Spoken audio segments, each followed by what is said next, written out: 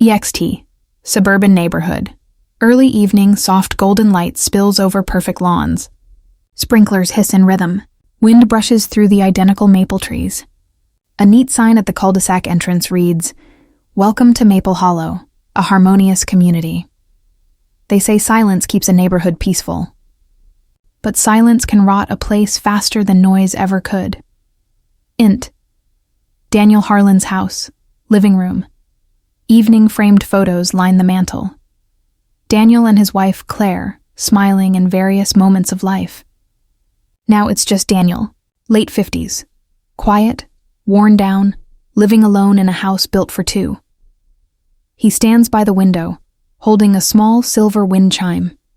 The sound of faint glass tinking fills the air. He steps outside and hangs it gently on the porch hook.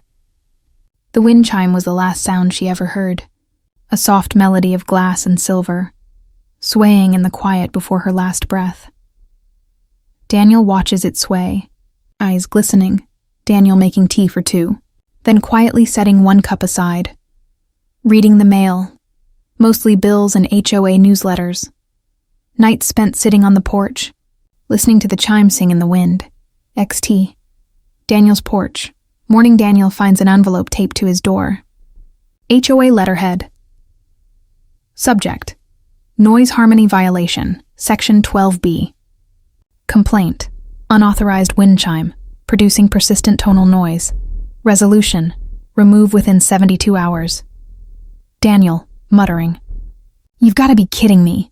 He looks at the quiet chime. The air is still. It barely whispered. But in Maple Hollow, even whispers had rules. Int. HOA office. Dia-fluorescent lit community room. Meredith Low, mid-60s, the HOA president, crisp blazer, sharper tone, signs off on forms. Meredith. Uniform soundscape. That's the standard. No disruptions. She slides Daniel's photo across a table to two other board members. Meredith. We can't have exceptions. Exceptions lead to chaos. Int. Daniel's house. Night, Daniel reads another letter. Final warning. Failure to comply will result in fines and sanctions. He laughs bitterly. Daniel. Fine me for what? Loving someone too loudly? He tosses the letter in the trash and steps outside. The chime sings softly. He closes his eyes. The wind grows stronger. XT. Front yard. Continuous. The melody changes. Not random, structured. A haunting tune that builds like a lullaby. Daniel's eyes open. Tears well. Daniel, whispering, "Claire?" The sound shifts. A single clear note answers him.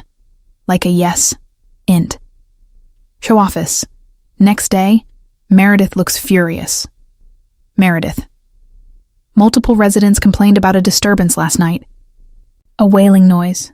She holds up her phone, playing a recording. Faint chime tones layered over what sounds like humming. The other members glance uneasily at each other. Meredith, tight smile. We'll handle it, personally.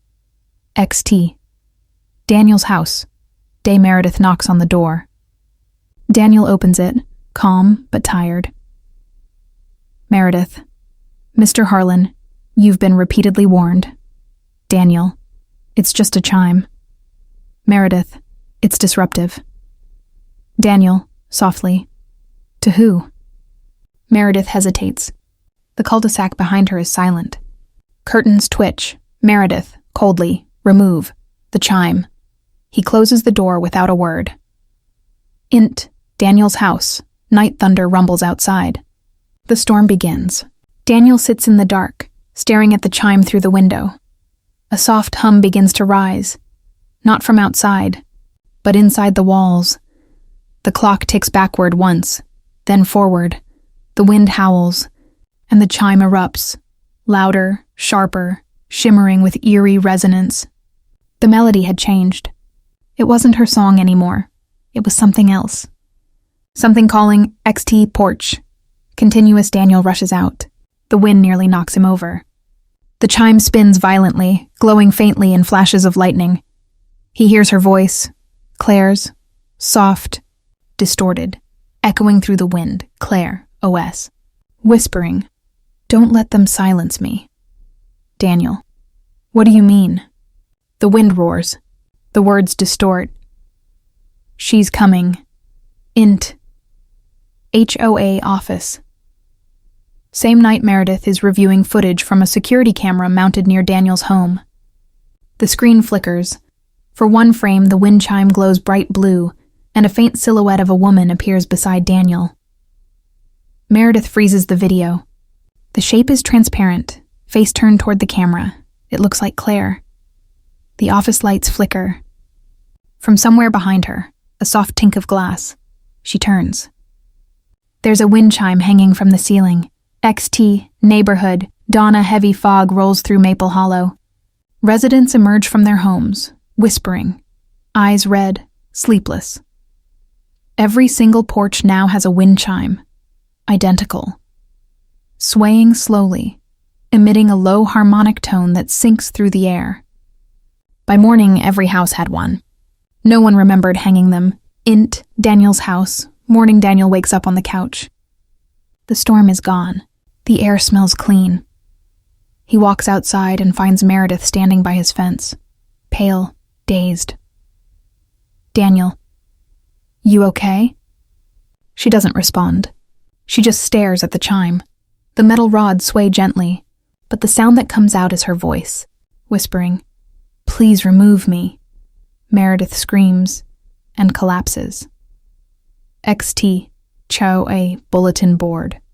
Afternoon. Fresh notice has been pinned up. Typed neatly.